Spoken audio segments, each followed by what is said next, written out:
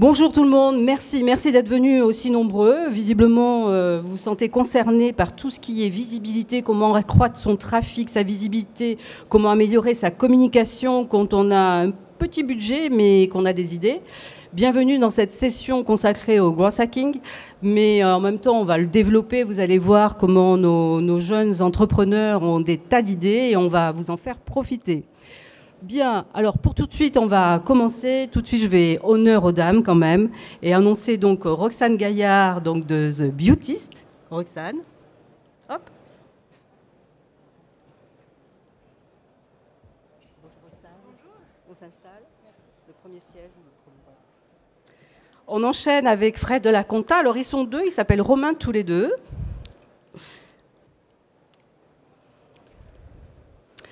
Et on enchaîne avec Guillaume Gibaud du Sleeve français, Patrick Hung du site Par ici la sortie. Voilà. Alors honneur Roxane, en 2 mots, The Beautist, vous faites quoi? Racontez-nous un peu. Ça marche, en principe ça marche. Ah très bien, voilà. Alors The Beautist, c'est la première et seule place de marché beauté qui aujourd'hui propose plus de 15 000 produits de beauté, plus de 300 marques. Et c'est en forte croissance. Et le modèle, en fait, est basé sur du social shopping. Donc, on intègre, en fait, du contenu de blogueuses, de youtubeuses ou d'utilisatrices au sein de l'expérience d'achat. OK. On passe le micro à Patrick. Par ici, la sortie. Est-ce que vous connaissez ce site? Il est très pratique. C'est pour ceux qui habitent Paris, quand même. Il faut quand même le spécifier. Ah, vous ne connaissez pas encore, en fait, grâce à moi, vous allez gagner 1 semaine de congé par an, je vous le promets. C'est une application qui va vous dire où vous placer dans le métro pour descendre en face de votre correspondance ou votre sortie. Merci pour le pouce. Donc, elle est disponible sur iPhone, Android et Windows Phone, bien sûr. Donc, c'est l'application que tous les Parisiens ou toutes les personnes qui visitent Paris ou qui viennent à des salons devraient avoir parce que perdre du temps dans les transports, c'est toujours désagréable. Et grâce à moi, vous allez gagner au moins 1 semaine de congé par an. Juste pour en savoir un petit peu plus, on va peut-être lancer la vidéo tout de suite de Par ici la sortie, si la technique est prête.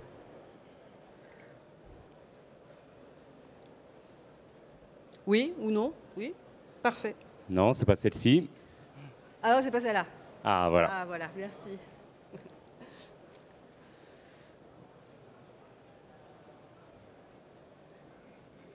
Donc, j'ai répertorié toutes les stations de métro parce que la RATP n'a pas voulu me fournir ces informations-là. Donc là, vous entendez parler souvent de la polémique avec Citymapper, mais avant celle-ci, il y avait la polémique Par ici la sortie sur laquelle j'avais demandé ces informations-là. Donc vous voyez, les informations de quai, donc qui vont vous permettre de savoir où vous placer dans le métro. Donc si vous sortez sur la ligne 1, enfin sur la sortie numéro 1 ou la sortie numéro 2. Et vous avez un plan de quartier qui va vous permettre de savoir ensuite quel est le chemin à prendre pour vous rendre à votre adresse de destination. Vous avez fait un partenariat avec Uber, on en parlera après. Voilà. OK. Pas tout de suite, Guillaume. Vous êtes puni. Vous passerez en dernier, là. Non, je plaisante. On va passer aux 2 Romains de Fred de la Conta. Eh ben, bonjour à tous. On a tous besoin d'un compta chez soi, c'est ça? Merci déjà de nous écouter aujourd'hui. Alors, Fred de la Conta, c'est un service de simplification de la vie des entrepreneurs et des experts comptables. Donc, en fait, on est une plateforme de travail collaborative qui se positionne entre l'entrepreneur pour qu'il puisse envoyer en un clic ou un bouton tous ses documents. Et on permet de le matcher avec un expert comptable qui va pouvoir répondre au maximum à ses besoins du moment. Je pense qu'on a une petite vidéo aussi à vous montrer. Alors, si on peut lancer la vidéo de Fred de la Conta, ça serait parfait. Donc, on est vraiment dans une optique de simplification. On a tous une hantise de l'administration, que ce soit fiscale ou sociale. Et nous, on a décidé de faire la chose la plus simple au monde pour un entrepreneur pour qu'il puisse se concentrer sur le développement de son activité. Là, on a vu une machine qui permet en fait de faxer ou de photocopier les justificatifs. Ça me plaît beaucoup, ça. Je trouve ça Alors, génial. on envoie un scanner dédié à chacun de nos utilisateurs. Donc, c'est des scanners qui n'ont pas besoin d'être installés, avec un ordinateur. Les utilisateurs posent juste les courriers quand ils les ouvrent dessus, ils appuient sur un bouton et tout est chez nous et tout va être traité, tout va être rangé, tout va être comptabilisé, toutes les déclarations vont être faites. Pareil au restaurant, on le voit en mobilité. On n'a plus besoin de garder ces documents, donc on peut tout jeter une fois qu'on a tout scanné. Voilà. Super, on reviendra dans les détails tout à l'heure. Guillaume, donc, qui est le fondateur du slip français. Vous avez dû certainement voir les campagnes de publicité avec beaucoup d'humour. Nous présenter quelques chiffres clés, la société, puis... Bonjour à tous. Donc, le slip français, c'était effectivement une marque de sous-vêtements, de maillots de bain et d'accessoires. Et nous, notre métier, on est très fiers de ça. C'est tout simplement de changer le monde en fabriquant des produits qui sont entièrement fabriqués en France, qui créent de l'emploi en France et qui rendent les gens heureux à travers des slips, des maillots de bain et des chaussettes. Je vous invite à aller découvrir tout ça. Les chiffres clés, on est en année 5, on est aujourd'hui 35 personnes. On fait travailler 45 personnes à temps plein dans 9 usines en France et on va faire cette année entre 7 et 8 millions d'euros de chiffre d'affaires. Voilà pour quelques chiffres. Ça, super. Bravo, bravo. Juste un petit mot rapide quand même. Moi, ce que j'aimerais, avant de rentrer dans le vif du sujet, comment vous avez commencé votre vie d'entrepreneur ? La genèse un petit peu, rapide. Alors, Roxane. Ça s'est fait un peu par hasard. Une connaissance qu'on avait en commun du coup avec mon associé qui m'a dit « Écoute, j'ai une nana que je connais, elle est en train de monter une boîte, c'est d'enfer. » Et à ce moment-là, je bossais au web marketing de chez Groupon et elle me dit « Par contre, en web marketing, elle n'y connaît rien du tout, il faut que tu la rencontres. » Donc c'est comme ça qu'on s'est rencontrés, c'est comme ça qu'on a décidé de travailler ensemble et du coup, ça fait 4 ans maintenant que ça dure et on a pivoté la société, on a beaucoup augmenté le chiffre d'affaires, la base utilisatrice, donc une belle aventure depuis 4 ans. Patrick ? Moi, de mon côté, c'est le problème que tout le monde a peut-être eu dans sa vie, c'est de rater un train. Donc du coup, je me suis dit, si j'étais monté en tête du train, j'aurais pas eu à remonter tout le quai du métro pour pouvoir attraper le TGV que j'ai raté. Donc ça a commencé comme ça. Guillaume ? Moi, je ne savais pas tellement ce que je voulais faire en sortant d'école. J'ai bossé chez Bio C'est Bon pendant un peu moins de 2 ans, qui était à la base, au moment où je l'ai rejoint, une boîte de 4 magasins. Aujourd'hui, on en a presque 80. Je ne sais pas si tout le monde connaît, c'est une chaîne de supermarchés bio qui commence à être pas mal répandue à Paris. Et ensuite, je me suis dit que j'avais envie de monter ma boîte et j'ai essayé de trouver une idée qui me plaisait bien. Je me suis dit que la mode, c'était un métier dans lequel on pouvait démarrer avec pas forcément beaucoup de moyens et qui me plaisait pas mal, qu'il y avait forcément beaucoup de choses à faire sur Internet et les réseaux sociaux.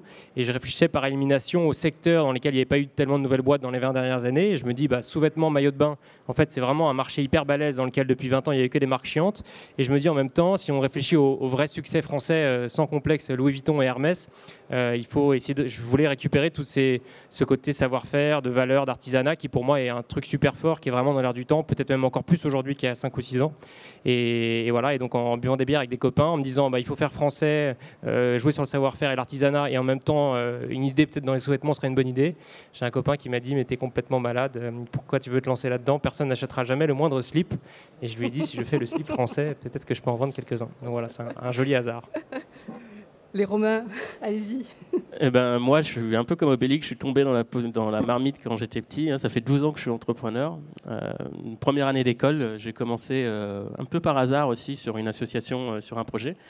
Puis après, on se rend compte que c'est une façon de vivre, c'est une motivation tous les matins. Je pense qu'on ne peut pas changer une fois qu'on est tombé dedans. Moi, je suis à ma 4e boîte et c'est aussi pour ça que les experts comptables m'ont épuisé et qu'on est arrivé un peu comme le type français où on veut changer un peu l'image de la profession parce que ce sont des gens très compétents. Et il y en a besoin. Mais qui ont les mauvais outils de communication. Ouais. Tout à fait. Alors, on va rentrer dans le vif du sujet. Question générale et collégiale. Qu'est-ce que cela évoque pour vous, tout ce qui est growth hacking ? Qui veut commencer ? Est-ce que tout le monde est sensible à cette technique dans la salle ? Vu qu'on a un gros hacker avec nous, je présente Romain quand même qui travaille avec nous. J'ai pas donné nos métriques, mais chez Fred, on a lancé il y a 6 mois, on est 10 aujourd'hui, 12 à la fin du mois et 20 dans un mois et demi. Romain est gros hacker, donc je vais peut-être lui laisser la parole. Oui, tout à fait. Alors, c'est quoi ce métier ? Alors, qu'est-ce que c'est ? Je pense que ce que ça m'évoque, c'est que on doit prendre des risques à petite échelle pour avoir un résultat à grande échelle.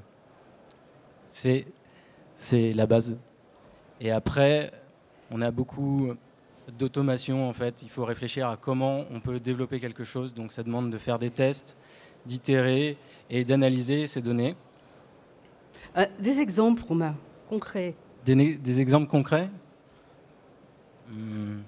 Par exemple, sur nous, ce qu'on a fait avec Fred, c'est principalement sur Twitter, où ce qu'il fallait, c'est qu'on développe notre notoriété, qu'on génère des leads à partir de ça.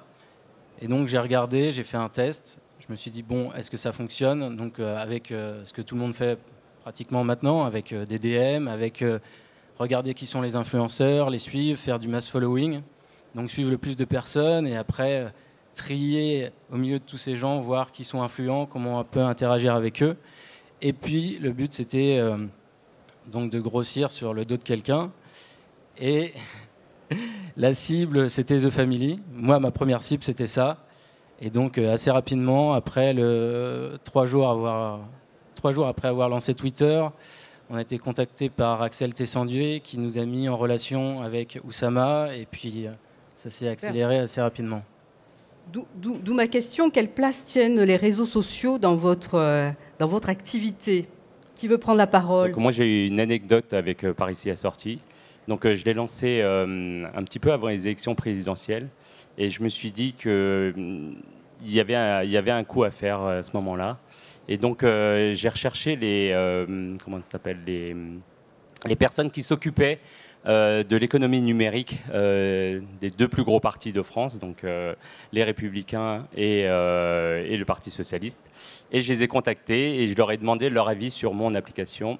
Et j'ai eu la chance d'avoir un retour très positif de Fleur Pellerin, qui a donc retweeté et qui a donné son avis sur mon application, et ce qui m'a permis de passer sur Télématin, France 2, France 3 par la suite. Donc à cette époque-là, ils n'étaient pas encore élus, mais donc ça m'a permis de mettre un pied à l'étrier pour être connu très très rapidement. Roxane, peut-être un mot, parce que vous utilisez beaucoup les réseaux sociaux, les blogueuses, etc. Racontez-nous un petit peu comment vous vous y prenez. Et en particulier, justement, les techniques de growth hacking, parce que clairement, c'est la technique utilisée depuis les débuts de Groupon. Donc, j'ai été formée en plus à ce moule. Donc, je sais que c'est quelque chose où tous les e-commerçants en fait, font du growth hacking sans vraiment le savoir et se concentrer là-dessus. Mais une fois qu'on a justement décortiqué un petit peu le modèle, ça permet de voir où est-ce qu'on peut mettre les meilleurs outils pour la meilleure utilisation. Et les réseaux sociaux donc, font partie justement de cette étape-là, en particulier de l'étape de notoriété et avant même de convertir, en fait, de générer des leads et toucher un maximum de personnes. Donc l'objectif de nos réseaux sociaux, c'est d'amener les gens en fait, sur le site, donc par d'autres biais, donc vraiment en engageant la communauté avec du partage de contenu de blogueuses, du retweet, du regram aussi, de notre communauté de blogueuses. Donc on a 800 blogueuses en fait en base. Du regram. C'est-à-dire en fait, on a des outils où justement les blogueuses avec qui on s'entend très bien, quand elles postent une photo sur Instagram, en fait, on va reposter cette photo. Donc, c'est pas aussi simple que sur Twitter, et on le fait qu'avec des blogueuses qu'on connaît très très bien, parce que sinon, elles sont quand même propriétaires de leur contenu, donc on pourrait pas le faire de manière hasardeuse. Ça nous permet, nous, d'avoir des visages, de montrer l'utilisation d'un produit, l'univers de la blogueuse, et pour la blogueuse, c'est aussi de la notoriété. Et donc, c'est comme ça, en fait, où on va engager notre communauté pour après, quand on fait un post pour communiquer sur une opération qu'on fait sur le site ou même un article, les gens vont être plus à même de cliquer parce qu'ils sont plus engagés, on va en toucher plus aussi, parce que forcément, on va augmenter le taux d'engagement. Et une fois sur le site, là, par contre, on va mettre en œuvre d'autres outils pour que les gens s'inscrivent, et puis après pour que les gens achètent. Donc en fait, on décortique finalement les différentes étapes, et on ne dit pas juste on veut convertir, on veut que les réseaux sociaux y convertissent. Oui, l'aboutissement c'est ça, mais il y a plein d'étapes en fait au milieu, et donc on va mettre en place des stratégies pour chaque étape. Est-ce que vous pouvez donner un exemple justement de stratégie entre chaque étape à partir de, je ne sais pas, Une blogueuse sur YouTube ou Oui, bien sûr. Alors, sur Facebook, c'est quelque chose qu'on fait très souvent et je pense que tout le monde l'a déjà fait une fois. C'est un jeu concours, par exemple, sur Facebook qui va permettre d'avoir les emails et puis après de shooter une newsletter. Et donc, dans cette newsletter, avec une offre promotionnelle pour convertir. Donc, finalement, c'est pour ça que je vous dis tout le monde fait un peu du growth hacking parce que c'est ça, en fait. C'est justement décortiquer et dire, bon, voilà, dans un premier temps, je vais faire un jeu concours, je vais récupérer l'email, puis je vais envoyer un email. Je ne vais pas envoyer tout de suite un email, par exemple. Je vais le décortiquer et le faire en étapes. Guillaume, qu'est-ce que ça évoque pour vous, le growth hacking et les réseaux sociaux? Plein de choses. Pour moi, effectivement, c'est vraiment le nerf de la guerre. En fait, growth hacker, ça veut juste dire être filou, en fait, je pense. C'est tous les jours se dire comment est-ce que je peux être filou, comment est-ce que je peux faire quelque chose qui n'a pas été fait et quelque chose qui va me permettre de grandir, parce que c'est ça, quand on est une startup, l'idée c'est de grandir. Je pense qu'il y a deux choses principales. Le premier, en fait, pour être capable de grandir, il faut surtout apprendre tout le temps. Il faut être très curieux, faire beaucoup de veille. Les réseaux sociaux, moi je passe un temps fou à regarder quelles sont les nouveautés. Il y a une newsletter qui est super, qui est la newsletter de l'agence Social Media. Je ne sais pas si vous la connaissez, We Are Social, pardon. Tous les lundis, ils donnent toutes les actus, vraiment tous les nouveaux formats, toutes les nouvelles fonctionnalités des réseaux sociaux. Et ça permet effectivement d'avoir peut-être un coup d'avance et d'être toujours en train d'avancer et de grandir. Donc je pense qu'il faut vraiment se remettre en question toutes les semaines et tous les jours, se dire ok, c'est quoi les nouveaux formats, c'est quoi les nouvelles fonctionnalités, et être parmi les premiers à les tester. Alors on se plante au début, ça marche pas, puis après on améliore. Par exemple le Facebook Live, je sais pas si tout le monde sait ce truc-là, mais Facebook a sorti un nouveau format où vous pouvez faire des publications en live sur votre page de marque. Et ça, franchement, c'est quand même pas évident à faire. Et forcément, ils poussent les nouveaux formats beaucoup plus dans l'algorithme. Donc en fait, on arrive à être diffusé, à avoir de la notoriété, à être vu beaucoup plus en étant toujours parmi les premiers à tester les nouveautés.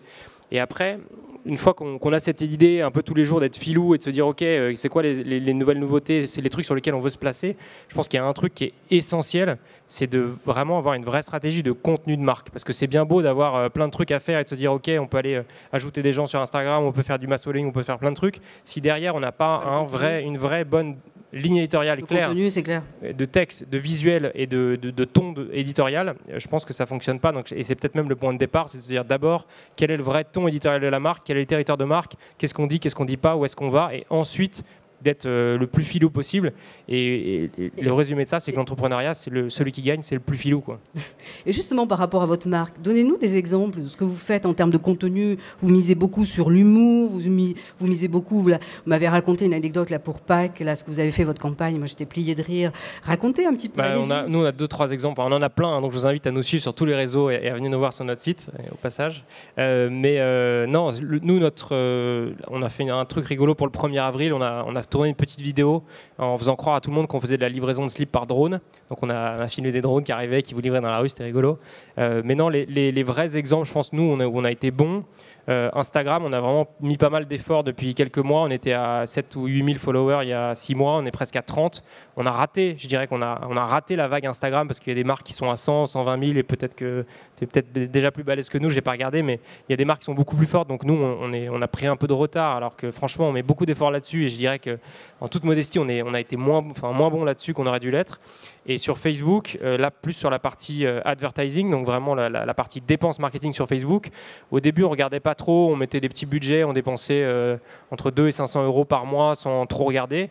On a regardé de près tous les jours, à challenger, à essayer tous les nouveaux formats. Aujourd'hui, on arrive à dépenser, c'est assez bizarre de dire ça, hein, on arrive à dépenser autour de 30 000 euros de Facebook marketing par mois et on convertit ça en 70 000 euros de chiffre d'affaires.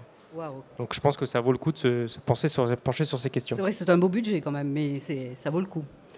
Romain, est-ce que vous voulez rebondir par rapport à ce qui a été dit là sur les réseaux sociaux, tout ce qui est growth hacking? Moi, déjà on est à une autre période de notre vie de start-up que le slip français, puisque dans le titre de la conférence, qui n'ont pas d'argent mais des idées, nous on n'avait pas trop d'argent au départ pour faire la com. Donc ce qui est très important effectivement, c'est d'avoir une stratégie de com. Le growth hacking n'est qu'un outil, comme on connaît d'autres outils de com. Effectivement, le nerf de la guerre pour les startups, c'est l'acquisition, parce qu'on peut avoir un super produit, mais si personne ne le connaît, ça ne sert à rien. Nous, on a lancé notre com avant d'avoir un produit. Hein, on a fait du fake it, comme on parle dans le milieu des startups au départ. Nous, on a commencé par distribuer 1000 petits déjeuners dans les espaces de coworking de Paris pour aller pitcher notre produit et inviter à notre soirée de lancement. Et on a jeté une soirée avec 300 personnes dans un loft avant que notre produit marche. alors qu'on est censé faire la promotion d'un produit comptable. Donc on avait vraiment un positionnement marketing qui était différent, qui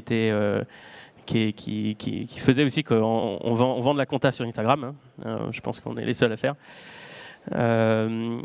Mais en même temps, on correspond aux besoins de simplification et aux besoins de dire je peux parler à un être humain, je peux parler à quelqu'un qui va me comprendre. Donc c'est vrai que la stratégie, la ligne éditoriale, l'environnement de marque, c'est super important. Et faire après, même si on tape beaucoup de gens, si derrière il n'y a pas de cohérence et il n'y a pas d'attrait de la marque, ça ne sert à rien. Romain, juste comment ça vous est venu à l'idée de monter un petit déjeuner comme ça et d'inviter, c'était My Little Paris, c'est ça, ou je me trompe, avec des personnes comme ça, avec des sociétés comme ça? Ah oui, il y avait on a été voir tout le monde. Chez Litchi, Kiss Bang Bang, Little Paris. Parce que ça, c'est pas évident, ça vient pas à tout. L'idée, c'est vraiment d'aller chercher les influenceurs. Je pense que le gros hacking, comme le disait Romain, c'est grossir sur le dos des autres. Donc, en fait, il faut regarder les gens qui pourraient parler de nous en bien, qui connaissent ce qu'on appelle le pain point. Nous, aujourd'hui, on répond à un pain point, c'est-à-dire qu'on répond à quelque chose qui est assez... qui gratte, quoi. Qui est quelque chose qui n'est pas agréable. Ouais.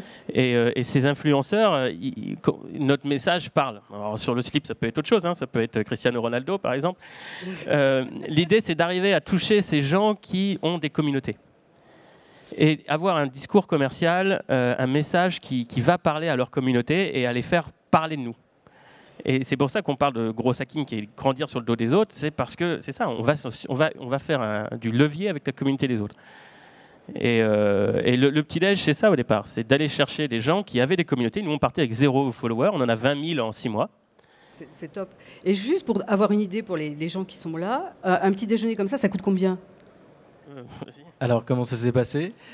Comme on n'avait pas de budget, mais par contre, on avait déjà des clients sur le cabinet d'expertise comptable qu'on a à côté. On s'est dit, bon, on va demander. Il y avait un boulanger, on lui a demandé de faire des petits pains au chocolat tous les matins et des croissants.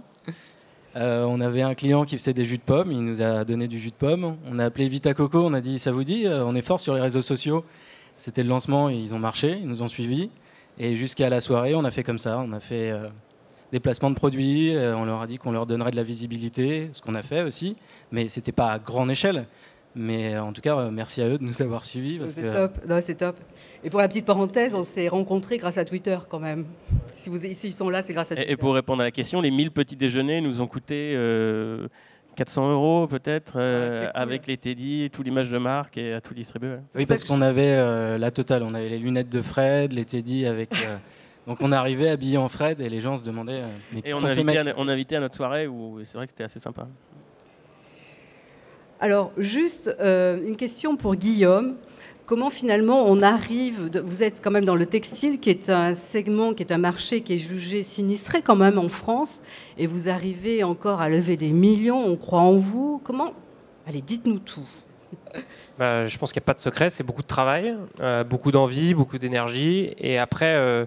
ce secteur-là, il est sinistré juste parce que c'est des choix économiques qu'ont fait les grosses boîtes parce que le modèle de distribution avant Internet était différent. Donc, juste un truc qui résume un chiffre, quand un produit vaut 25 € prix client, donc TTC au Galeries Lafayette, il a été acheté à la marque 10 €. Donc c'est un coefficient de distribution de 2,5.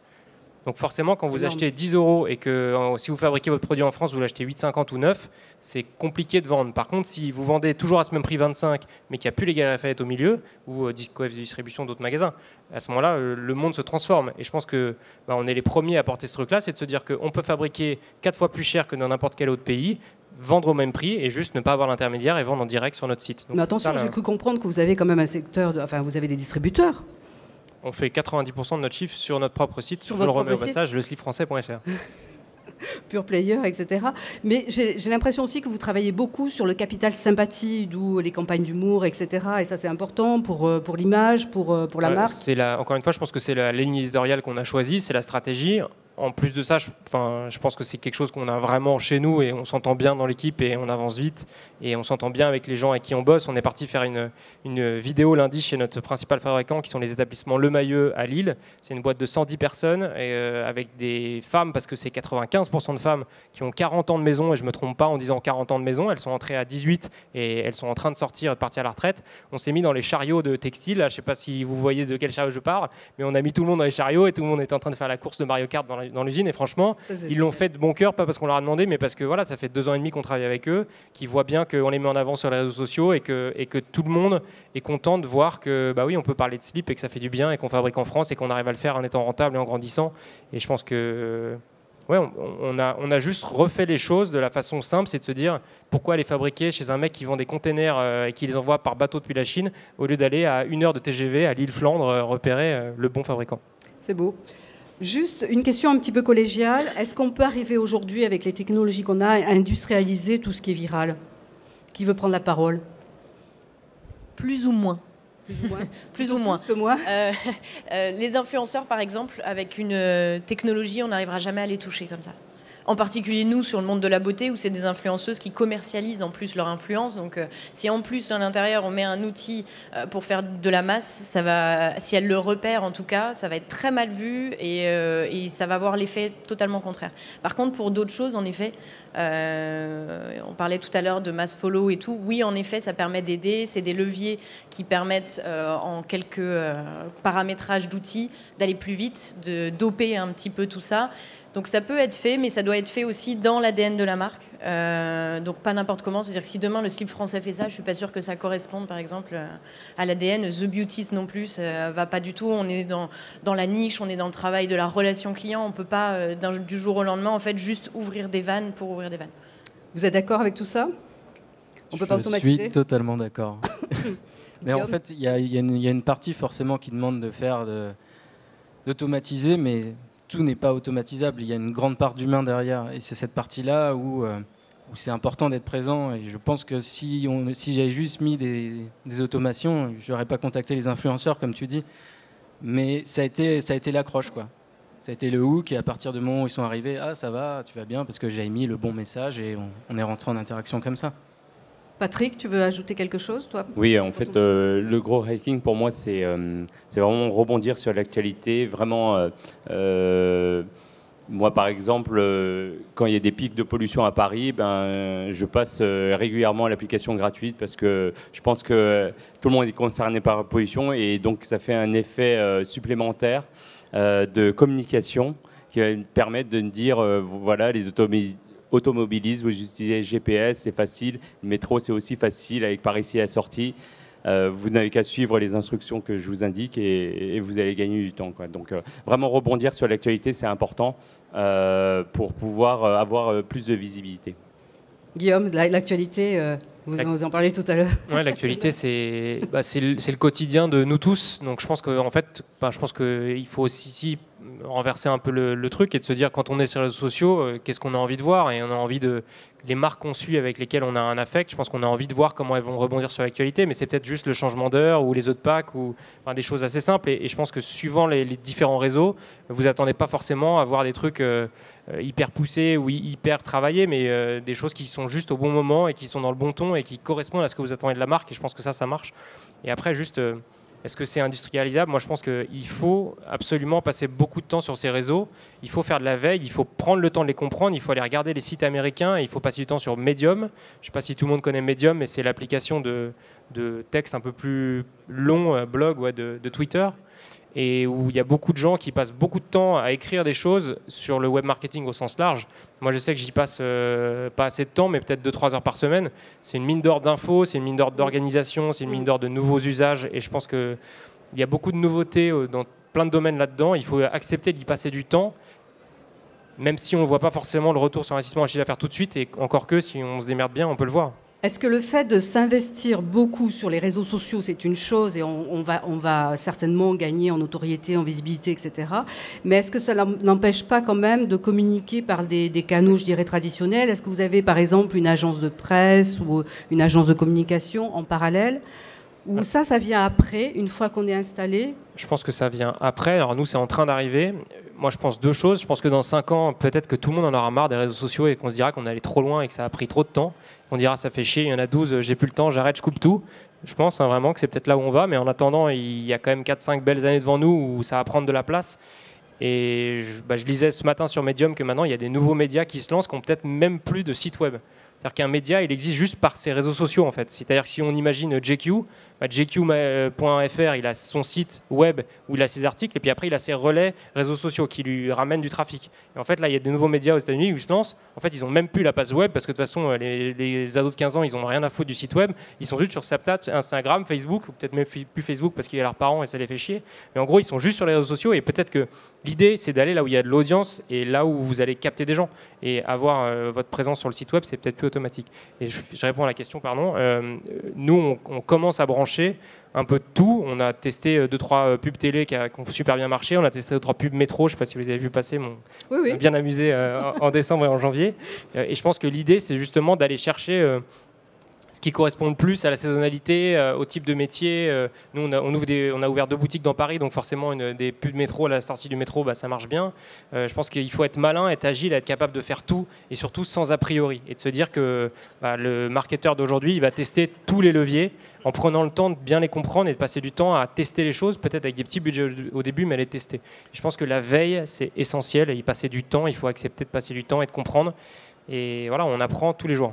Ceci étant, Guillaume, ma question c'était finalement, est-ce que vous avez encore besoin des journalistes pour relayer l'information, oui ou non? Bien sûr. Et alors ces journalistes, il faut rajouter peut-être la case un peu influenceur et peut-être des gens un peu plus... blogueurs, etc. Bien sûr. Anonymes, mais bien sûr, c'est évident.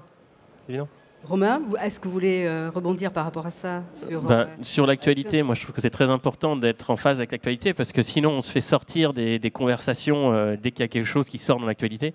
Donc il faut absolument se positionner. Que ce soit au niveau de l'actualité ou des différents outils qui sortent, effectivement, il faut se positionner. Medium, nous on l'utilise beaucoup, même pour faire de l'acquisition aujourd'hui. Oui, justement, après on parlera en matière d'acquisition. Mais effectivement, il faut savoir se positionner. De toute façon, on est engagé. On est des marques engagées. On n'est pas encore au niveau industriel, donc on n'est pas lissé. Nous, on est plutôt dans l'acquisition, c'est-à-dire qu'aujourd'hui, je pense que le gros hacking, c'est qu'un outil comme un autre, marketing. Les relations presse, elles viennent un petit peu. Quand on fait du gros hacking, qu'on fait parler de nous sur les réseaux sociaux, aujourd'hui, tous ces gens-là ont des équipes de veille. Donc, à partir du moment qu'ils nous repèrent, ils viennent nous chercher. Demain matin, on passe sur BFM. Ils sont venus nous chercher. Mais ils sont venus vous chercher. Vous n'êtes pas passé par une agence de com ou de presse, d'accord? Non, on a fait. Mais je pense qu'il faut mettre tout en place, comme le SEO, comme le display, comme le YouTube. Finalement, c'est qu'un pan de la stratégie d'acquisition, in fine. Alors, oui, non, je voulais juste ajouter qu'en fait, ça vient permettre de monter en puissance. Que ce soit les réseaux sociaux, que ce soit la presse, que ce soit les influenceurs, ça va juste doper en fait tout ce qu'on a pu mettre en place en termes de growth hacking sur le site. Et ça donne ce coup de boost. Donc on peut s'en passer. Mais c'est quand même mieux quand justement on rajoute chacune de ces briques-là. Et ça peut aller de la télé à la presse, au métro, enfin à l'affichage. Il y a vraiment tous ces leviers-là qui vont venir doper. Tout à fait. Nous, on l'a fait avec notre pub YouTube. On a décuplé les performances. On a fait à peu près plus de 30 à plus de 40% sur nos campagnes SEA. Juste en faisant un pré-roll sur YouTube qui n'était pas énormément cliqué, mais qui était beaucoup vu jusqu'à la fin.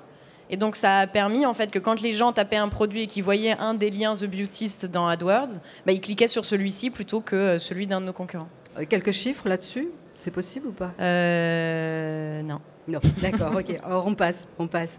Juste pour justement en parler, pour augmenter son trafic, etc., et pour faire de l'acquisition, allez, entre nous, quels sont les conseils que vous pourriez donner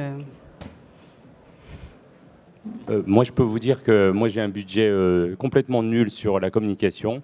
Je suis fondateur, créateur, développeur, graphiste, communicant. Je fais tout seul.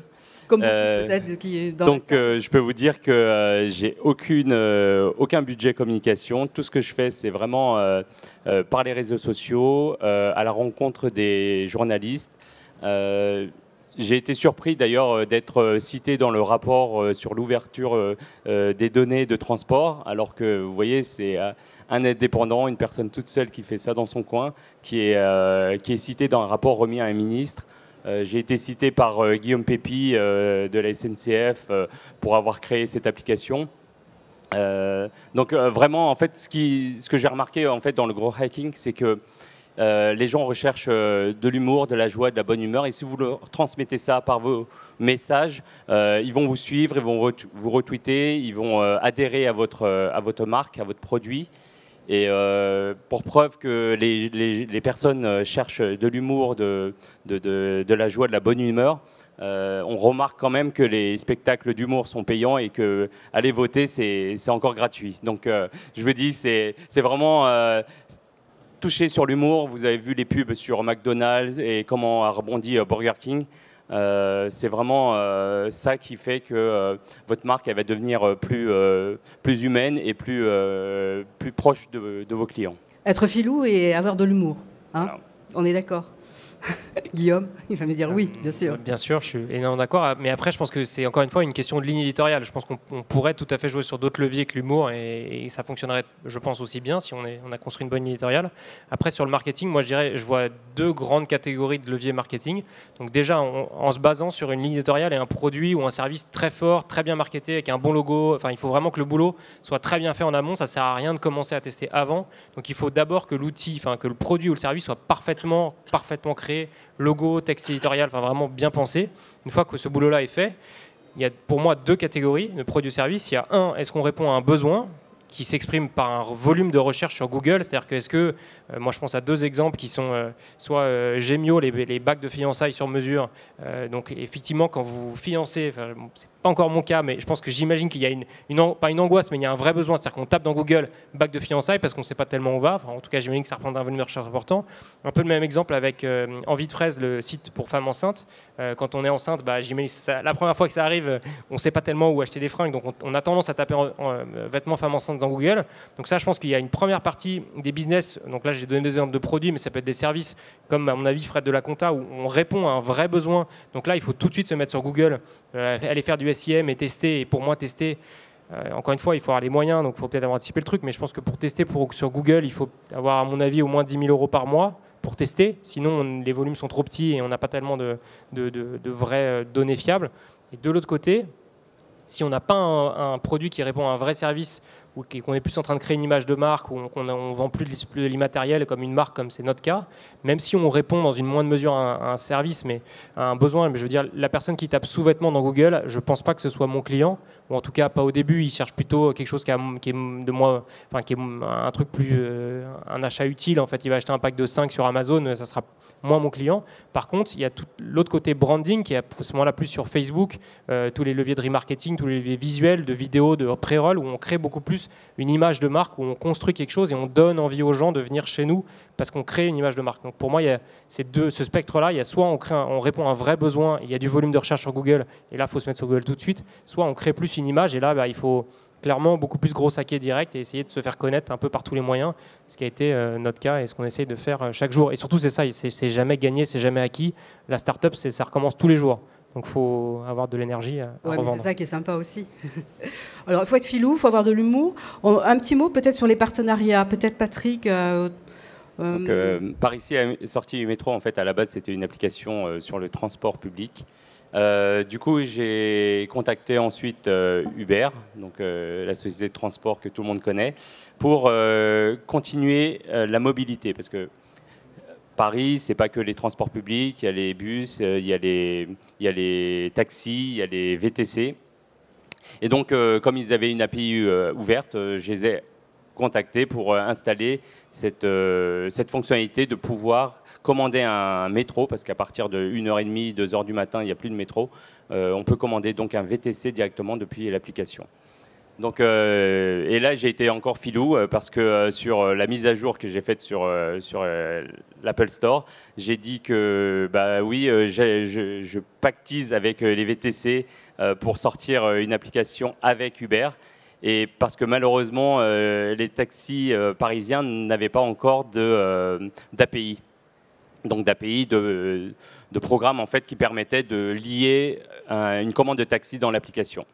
Donc j'ai été contacté ensuite par les taxis G7 qui m'ont indiqué qu'en fait, ils avaient cette interface de programmation et qu'il a réservé malheureusement qu'aux gros sites et qu'aux gros partenaires. Donc du coup, c'est pour ça qu'aujourd'hui, on a toujours Kuber sur l'application par ici à la sortie. Donc c'est dommage pour eux parce que c'est avec des petits cailloux qu'on fait des montagnes, donc ils devraient s'ouvrir à tous les partenaires potentiels et pas uniquement aux gros sites. J'aime bien l'expression, c'est avec des petits cailloux qu'on fait des montagnes. On la garde. J'en ai plein d'autres. Roxane, peut-être sur les partenariats dans le cosmétique. On a fait... Alors, le site, vraiment, avec cette partie de contenu, en fait, a été lancé en partenariat avec My Little Box. Pour celles qui sont inscrites, vous avez reçu, en fait, en septembre 2014, un 3 vernis, en fait, qu'on a fait en collaboration avec des blogueuses. On l'a refait, notamment encore avec 2 blogueuses et une youtubeuse qui est pas méconnue, qui s'appelle Enjoy Phoenix. Donc on a fait ça il y a à peu près un petit peu plus d'1 an avec elle. Et donc c'est à chaque fois ces séries de vernis là qu'on a fait, donc elles ont choisi en fait la couleur, étaient intégrées à l'intérieur de la box. Nous, on pouvait communiquer aussi sur la base de My Little Box, donc en parlant de cette collaboration-là. On a réitéré, en fait, donc pas là de nouveau pour faire des produits, parce que si on fait tout le temps la même chose, il n'y a plus de growth hacking qui tiennent. Donc là, par contre, en partenariat un peu plus fil rouge, on travaille ensemble sur des échanges de visibilité, donc qui ne nous coûtent absolument rien, si ce n'est du temps, pour eux comme pour nous, pour qu'on regarde un petit peu comment on peut travailler ensemble. Donc les blogueuses, c'est notre premier partenaire au quotidien, et puis après, voilà, il y a des partenaires comme My Little Box et toutes les marques qu'on peut aussi avoir sur le site avec qui on travaille au fur et à mesure pour justement former des partenariats et communiquer de plus en plus sur leur présence sur The Beautyist et toucher cette jeune génération qu'on touche principalement. Chez Fred de la Conta, les partenariats, comment vous les avez sélectionnés ? Les partenariats, c'est une forme de gros hacking de toute façon, puisque encore une fois, on va chercher des influenceurs, hein, sauf qu'ils sont institutionnels.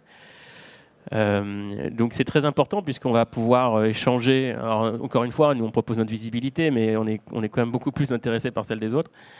C'est vrai que ça tu leur dis pas au début. Hein, ça tu leur dis pas au début. Non, mais bon, faut être franc un petit peu. Tout le monde y gagne. Hein. Il y a des fois on perd, des fois on gagne. Le but, on sait très bien que dans la com, il faut être vu 7 fois avant qu'il y ait une décision d'achat. D'où l'intérêt de faire du branding, parce que le gros hacking, nous on voit, on est sur un service web. Hein. Le branding, il faut en faire pour que les gens achètent, clairement. Maintenant, l'acquisition pure, elle se mesure quand on commence à faire de la pub payante. Hein, sur tout ce qui est gratuit, c'est très compliqué d'avoir la main sur l'acquisition. C'était plus sur les partenariats, ma question. Ouais, mais j'en viens au partenariat, excusez-moi. Donc oui, les partenariats influenceurs en mode gros hacking, et puis les partenariats techniques qui sont très importants, d'être très très ouverts, nous qui avons une plateforme de travail collaborative, finalement à l'univers de chaque utilisateur.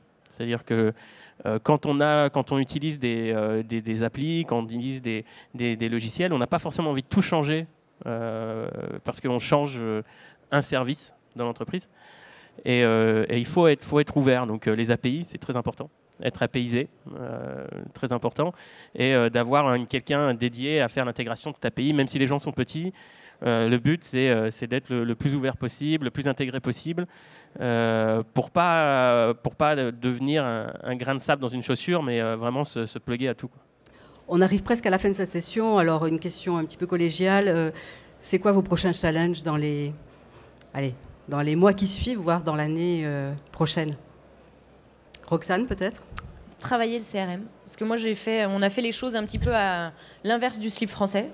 On a travaillé en particulier sur l'offre et avoir un maximum de produits, commencer à contacter ces influenceuses. Et là, on est en train justement de se concentrer sur la marque en elle-même, donc The Beautyist. Donc, construire en fait tout le CRM qu'on peut avoir, parce qu'on a déjà un taux de réachat assez important. Là, je peux donner le chiffre.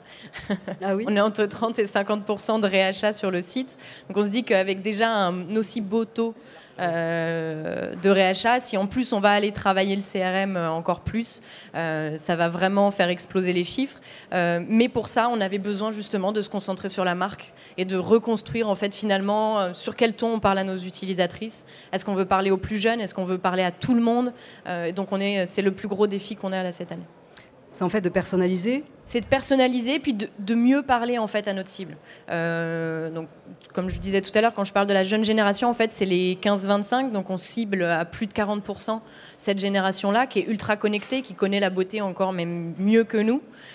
Donc c'est celle-ci à qui il faut qu'on parle autrement, parce qu'elles sont bombardées de messages de marque depuis qu'ils sont tout petits, sont nés avec Internet, donc c'est une génération qui n'est pas facile à approcher, qu'on arrive déjà à approcher juste avec notre offre, donc en plus, il faut qu'on adapte l'ensemble de nos messages pour arriver à continuer à les toucher et renforcer justement ce lien avec The Beautist.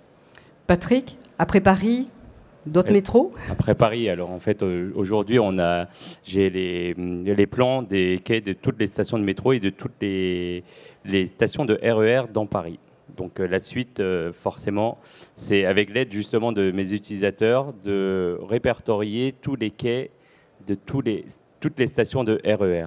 Et tout ça juste pour vous offrir une deuxième semaine de vacances. Parce qu'une semaine, ça ne suffit pas. Et la deuxième semaine est toujours agréable pour en profiter, pour vraiment se déconnecter de son boulot.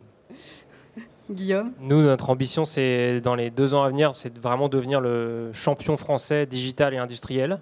Ça veut dire continuer à doubler de taille sur cette année, donc d'arriver à entre 7 et 8 millions d'euros de chiffre d'affaires. On veut faire 20 l'année prochaine et 60 l'année d'après. Waouh. Pour faire ça, on est en train de démarrer. On démarre la semaine prochaine un deuxième tour de table, donc une vraie deuxième levée de fonds. On a fait un premier tour déjà l'année dernière. Donc ça veut dire aller chercher les moyens de le faire, continuer de construire l'équipe et se déployer, donc continuer à bien grandir en France et lancer dans l'ordre Angleterre, Allemagne, Italie, Japon et Corée, qui sont déjà un petit peu avancés, mais pour l'instant il ne se passe pas grand-chose. On a fait 10% de notre chiffre à l'export seulement l'année dernière, donc l'idée c'est de faire 15 cette année et d'arriver à faire d'ici 2 ans plus de la moitié de notre chiffre à l'export. Cool. J'espère qu'on aura des bonnes nouvelles sur tout ça. Ah, d'accord.